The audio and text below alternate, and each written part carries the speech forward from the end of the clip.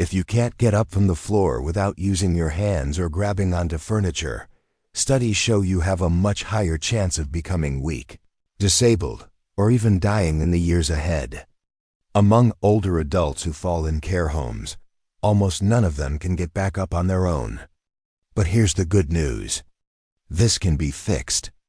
I'm going to show you a way to get up that skips your knees completely, works even if you have arthritis, and doesn't need any kneeling or pain. I call it the line and pivot technique, and you can start practicing it today. The line and pivot technique uses your strongest muscles, your legs and chest, and completely skips putting any weight on your knees. All you need to remember is form a line, then pivot. Let me walk you through it, one step at a time. Start by letting your knees fall apart, because this takes the pressure off them.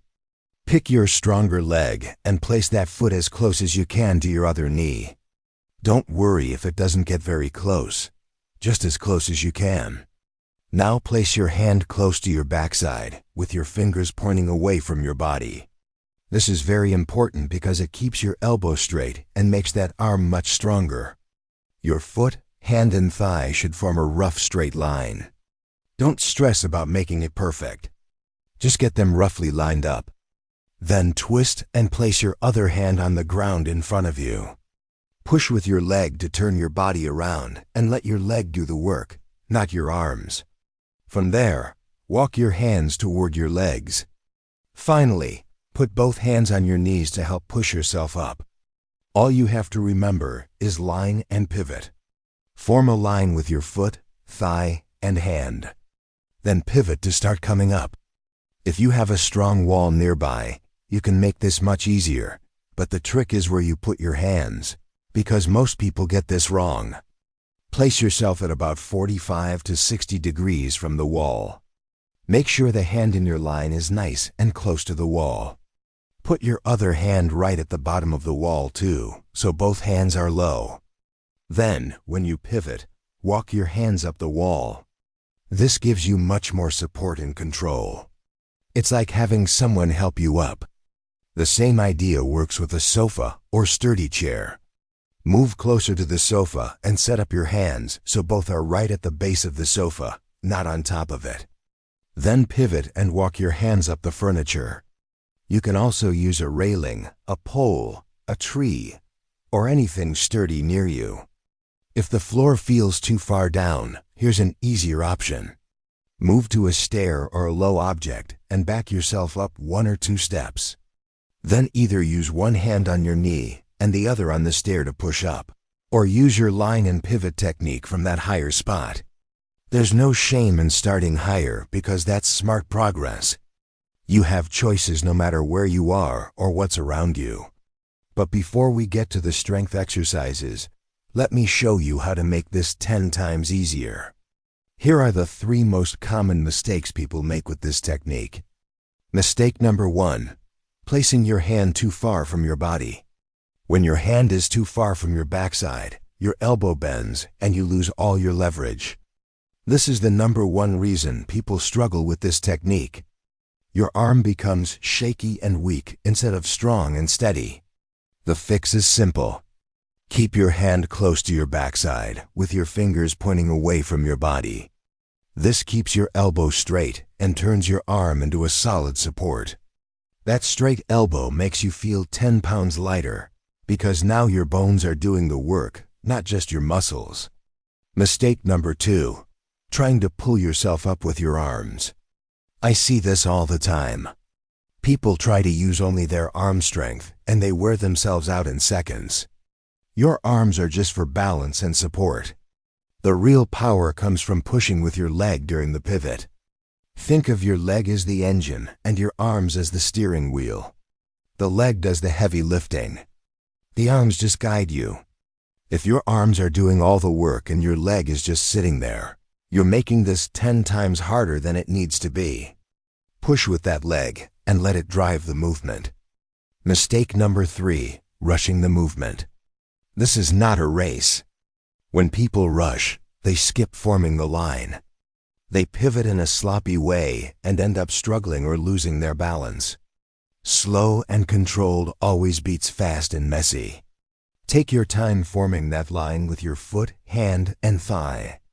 Make sure your hand is close with fingers pointing away. Then pivot slowly and carefully. You'll find that the slower you go, the easier and smoother it feels. Speed comes later, after you've learned the pattern. Fix these 3 mistakes and the technique becomes much easier. Want to make it even easier? Here are 3 exercises that build exactly the strength you need. Exercise number 1. Push-ups on a low object. You'll need a low object like the 3rd or 4th stair step, a sturdy coffee table, or your sofa. Start with whatever height feels okay for you. There's no judgment here. Higher is fine when you're just starting out. Place your hands on the surface with your feet on the ground behind you. Lower your chest toward the object and push back up. This builds your chest and triceps, the exact muscles you need for the pivot. If this feels too hard, start with a higher surface, even a kitchen counter if you need to. Exercise number 2, body bends. From that same push-up position, lift your hips up toward the ceiling so your body makes an upside-down V shape. This is also called a pike position. This works your shoulders and core, which helps keep you steady during the movement. The key is to feel the stretch in the back of your legs and the work in your shoulders. Hold it for a moment at the top, then lower back down to the push-up position. Exercise number 3, the alternating routine. This is where you put the first 2 together. Switch back and forth between both movements. Push-up, then body bend, then push-up, then body bend. Keep going until you feel a little tired, not completely worn out. Do this once a day, because doing something regularly is better than doing it hard once in a while. As you get stronger over the weeks, slowly use lower surfaces. This builds both strength and confidence with the movement. The lower you can go, the easier the floor technique becomes. People who do this every day see clear results within 2 to 3 weeks, and they feel sure they won't get stuck on the floor. Now these exercises build strength. But here's the important part most people miss. If you don't practice the actual movement the right way, none of this matters. Let me show you the safety tips and practice plan that make this work. The brain and muscle truth. Your muscles haven't gone away. They've just forgotten the movement. Think of it like riding a bike after many years. Your body knows what to do. It just needs a safe and guided way to remember. The movement pattern is stored in your brain, not just your muscles. So repeating it is what rewires that path. Safety checklist. If you have a hard time moving around, always have someone nearby to watch over you. Try to carry your phone with you at all times so you can call for help if needed. Start with support, either a wall or a chair, before trying this on your own. Practice on carpet or a soft surface first, not hard tile or concrete. Keep a sturdy chair or piece of furniture nearby when practicing. And never practice until you're exhausted, just once a day to remind your body of the pattern. Your 4-week practice plan. Week 1, practice with wall support every day. You're just getting used to the movement and building that brain pathway.